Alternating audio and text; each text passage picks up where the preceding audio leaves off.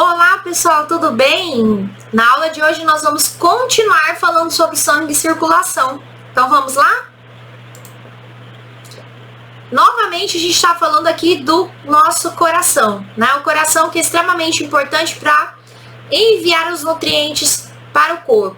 E eu quero que vocês observem nessa imagem dois movimentos que estão sendo realizados.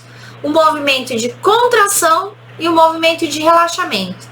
São esses movimentos que vão impulsionar o sangue para todas as partes do nosso corpo. E aí, nesse movimento que vai acontecer, né, o sangue ele vai circular por dentro todos os nossos vasos, que são as artérias, as veias, os capilares sanguíneos. Então, cada hemácia que nós vimos lá nas aulas anteriores, né, a hemácia, glóbulo branco e plaqueta, vai ser enviado por todas essas estruturas. Então, por isso, lembram-se, nossa circulação, ela é circulação fechada. Além de enviar o sangue para as estruturas do corpo, o sangue também retorna ao coração. E nesses movimentos a gente vai pensar o seguinte, né, lembra? Coração enviou o sangue para o corpo, sai por uma artéria, voltou o sangue para o coração, volta por uma veia, e aí nós temos lá geralmente colorações diferentes. E a gente observa sempre lá no diagrama coloração azul ou coloração vermelha. O azul é o sangue que está vindo do corpo e o vermelhinho é o sangue que está indo para o corpo. Existe diferença? Sim.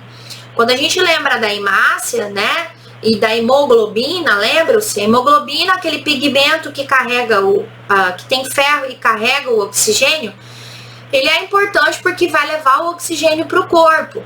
E ao contrário, né, quando o sangue retorna, ele já não tem tanto oxigênio assim. Então, por isso essa coloração diferente. Não significa que se eu cortar lá, eu vou enxergar sangue de tonalidade de azul ou de vermelho, tá? Não tem isso. Existe uma coloração mais escura do sangue ou menos escura, mas não significa que o coração tem sangue circulando azul dentro dele, ok?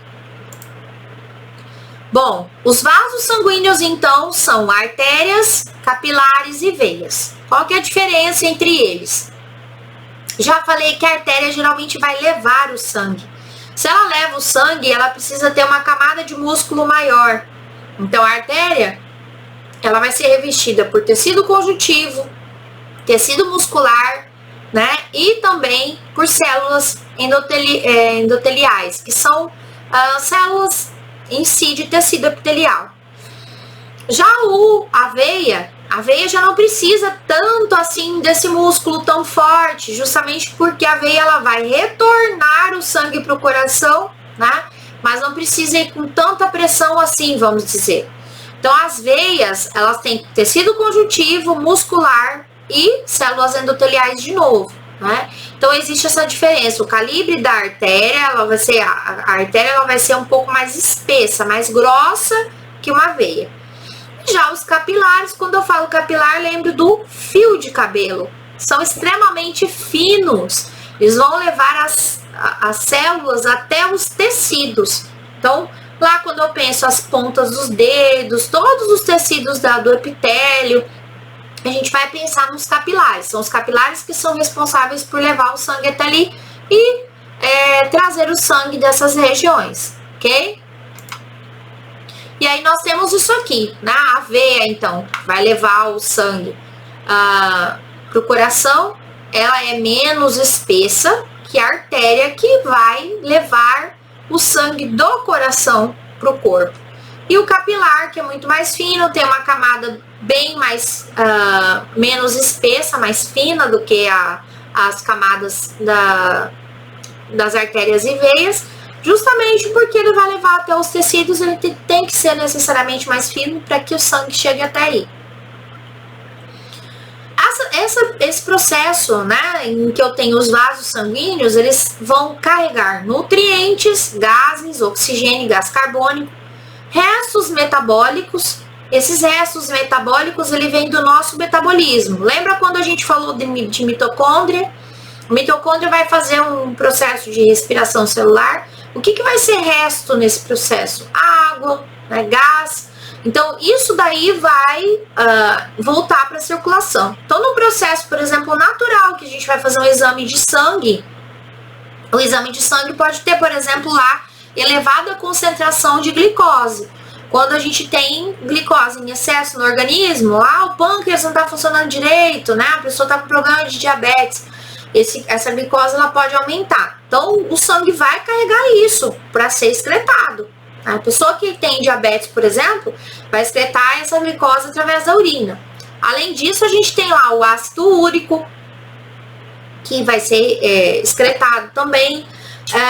A ureia, que vai ser produto lá da filtração dos rins, que vai ser excretado, mas isso vai ser excretado por quê? Porque o sangue pegou todos esses resíduos que estavam em excesso, tirou todos eles, foi para o rim vai filtrar e vai eliminar através da urina. Então, e o nosso sistema imune, né? Você tá lá com processo infeccioso, o que vai acontecer? Quando a gente está com processo infeccioso, vai acontecer que as suas células imunes vão lá atacar, né? A bactéria, o vírus, e vão tentar defender o seu corpo dessa estrutura. Então, as células também de defesa também vão passar por dentro desses vasos. E aí a gente vai perceber que durante os processos de infecção, esses vasos eles podem dilatar ou diminuir. Né? Quando eu falo de dilatação, você imagina lá um vaso que era fino assim, ele pode aumentar para isso aqui, né? Ficar mais largo. Dentro do processo de infecção, furei meu dedo, furei com a agulha o dedo. Tem células lá do nosso organismo, né, chamado de mastócitos, que vão fazer englobar essa bactéria, esse vírus que entrou. Só que para isso, elas precisam migrar. E aí, necessariamente, quando a gente tem lá uma infecção, geralmente a gente tem uma vermelhidão, porque tem uma liberação de uma substância chamada de histamina, que vai vasodilatar. Quando a gente está um processo de resfriado, né, gripe, alguma coisa do tipo, até alergia, você não sente lá que teu nariz parece que está entupido? Aí você vem lá com remédio, tipo Sorine ou outro tipo de remédio, pinga no nariz, imediatamente volta a respirar normalmente. O que tá acontecendo aí? A vasodilatação, às vezes, não tem nem secreção no nariz, né? Faz com que a gente tenha dificuldade na respiração, que os vasos estão dilatados justamente para que haja o combate dessa infecção que está acontecendo ali dentro do sistema respiratório. E com o passar do tempo, então as células vão migrar e vão para essa região para defender. E é comum que esse vaso também dilate, dependendo da condição do ambiente, né? Nós temos lá em épocas de seca extrema, né? É comum que algumas pessoas tenham hemorragia nasal, né? O sangramento nasal acontece justamente porque esses vasos estão mais expostos, nossa mucosa fica sensível, não tem tanta umidade relativa no ar assim. Se nós fôssemos, professora, eu preciso, né, memorizar tudo. Não preciso memorizar, mas eu preciso lembrar. Se nós fôssemos fazer um raio-x do nosso corpo, nós enxergaríamos todas essas estruturas. Elas são as veias e as artérias. Elas são extremamente ramificadas. É como se fossem raízes, né? Ramos, galhos de árvores que estão levando o sangue para todas as estruturas do corpo. Em alguns lugares a gente percebe maior quantidade. Então, nesses lugares, a pulsação ela é maior. Então, seria lá no pescoço, né, próximo ao pulso, a gente sente. E também próximo à virilha, nas femorais. A pulsação é maior. Então, geralmente, essas regiões são observadas quando se tem lá um acidente, alguma coisa, o médico precisa verificar a pulsação da pessoa. O último lugar, vamos dizer assim, que ele vai deixar de sentir é próximo ao pescoço. Então, geralmente, ele vai pegar no pescoço. O que some mais fácil é próximo ao pulso, porque o calibre, né, vamos dizer assim, a espessura, a largura desse vaso sanguíneo, ele é menor. Então, geralmente, a gente vai usar a região do pescoço ou a femoral. Para ver, a femoral ela tem um acesso um pouco mais difícil. Geralmente, a gente usa o pescoço para verificar a pulsação sanguínea. Ok? E aí a gente percebe o seguinte, em determinadas regiões, quando a pessoa tem fratura, né? Se a fratura for de tipo exposta, né? O osso fica, vamos dizer assim, como uma faca. Pode levar a pessoa, se eu tenho uma imobilização, né? Preciso deixar ela lá parada. Se eu ficar movimentando, eu posso levar a pessoa a óbito por conta de um corte de uma artéria ou uma veia dessa daí, né? A gente pensa lá na femoral, por exemplo, que é importante que leva a irrigação sanguínea. E a gente tem que lembrar o seguinte, dependendo do calibre dessa região, a hemorragia ela é tão severa que a pessoa não consegue chegar até o hospital. Por isso a importância também de quando a gente vai socorrer alguém, né, de acidentes, etc., sempre lembrar, né, evitar a movimentação da pessoa até que chegue o serviço de saúde e também fazer compressão no local para evitar que esse sangue extravase com maior facilidade, né? Bom, as veias elas são mais numerosas, são maiores, né? Vamos dizer assim, de parede mais fina que as artérias. Vão transportar sangue dos órgãos para o coração. São bem distensíveis, o que significa que elas vão esticar mais, né? No sentido transversal. Apresentam variações anatômicas, não são todas as veias que vão ser iguais. A pressão sanguínea delas é menor, então a gente não sente a pressão como a gente sente na artéria, né? Isso porque, lembra da estrutura da mangueira que eu cheguei a comentar? Você aperta a mangueira, né? Ou a parede dessa mangueira ela é mais espessa, uma diminuição do volume que vai passar ali dentro, então ele vai sair com maior pressão, maior força, vamos dizer assim, né? E já no caso das veias, como elas se distendem mais, elas vão ter então essa pressão um pouco, vamos dizer assim, um pouco menor.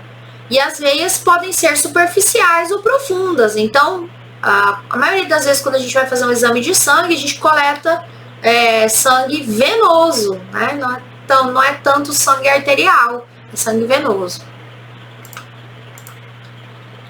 Dentro dessas estruturas todas que nós falamos, nós temos lá, né, as válvulas. A gente já falou das válvulas cardíacas e a gente também tem válvulas nas veias. Essas válvulas, elas também têm importância para o refluxo, né?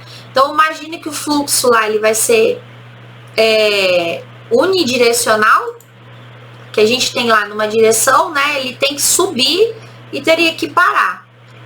Mas, né, existem situações em que esse sangue, a válvula não funciona normalmente, essa veia vai se distender, né? Então eu tenho uma veia que está com problema, né, no caso da saúde aqui, que a gente chama de varizes. Essas varizes, elas são provocadas porque essas veias, elas vão dilatar, né, e as válvulas, elas não vão funcionar normalmente. Isso vai fazer com que o sangue tenha um refluxo. Então, o sangue que deveria somente subir, ele desce e acaba ficando aqui nessa região. Isso provoca, né, essa alteração que a gente consegue perceber aí nessa imagem, né, essa alteração com um volume maior, vamos dizer assim, principalmente nas regiões das pernas. Nós temos dentro do sistema circulatório também, que a gente precisa falar um pouquinho sobre o sistema linfático. O sistema linfático, ele é formado por órgãos linfóides, que são aqueles órgãos que vão produzir as células de defesa do organismo. Ele funciona como sistema auxiliar desse processo do sistema circulatório, né? E a linfa, ela vai ser lançada por veias de médio e grande porte que tem a função dessa defesa do organismo.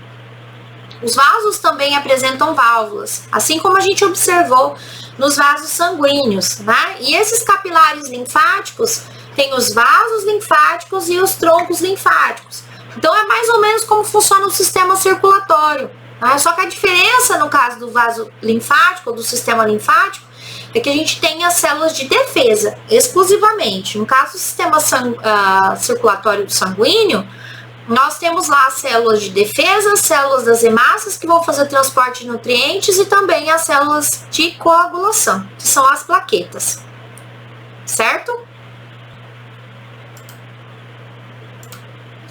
Quais são as funções desse sistema linfático? O sistema linfático vai fazer a drenagem desse líquido tecidual. Então, vai pegar todo o líquido que sobrou no tecido, né? Vai absorver o transporte, absorver e fazer o transporte da gordura que vai estar presente dentro do nosso intestino e formar um mecanismo de defesa. Então, assim como o sistema circulatório é extremamente importante para a nossa vida. Aqui a gente consegue observar os linfonodos que participam do sistema linfático. Você já deve ter alguma vez na vida passado por uma situação que fala assim, nossa, tô com uma íngua, né, uma inflamação, principalmente quando a gente tem inflamação de garganta, dá umas, vamos dizer assim, umas bolas, né, inflamadas, a gente se sente sensível nas regiões dos linfonodos. Essa inflamação, né, ela acontece pela produção das células de defesa. Esses linfonodos, eles são situados durante todo o trajeto dos vasos linfáticos. A gente percebe que tem lá desde a cabeça até a estrutura da pelve, lá na próxima região da virilha, né, que podem acontecer. Ele possui os glóbulos brancos, né, principalmente os linfócitos, e eles são via de espalhar, vamos dizer assim, as células cancerígenas. Então, em caso de câncer, é por esse sistema linfático que as células vão se espalhar, certo? A tarefa de vocês de hoje são as páginas, é a página 103, nós temos juntando as peças e o ícone da página 103 para fazer. Lembre-se de desenvolver essas atividades no caderno, colocar a data e o título da atividade, né? E qualquer dúvida, utilize os comentários da nossa aula para sanar as dúvidas de vocês. Espero que vocês fiquem bem. Um beijão e até a nossa próxima aula.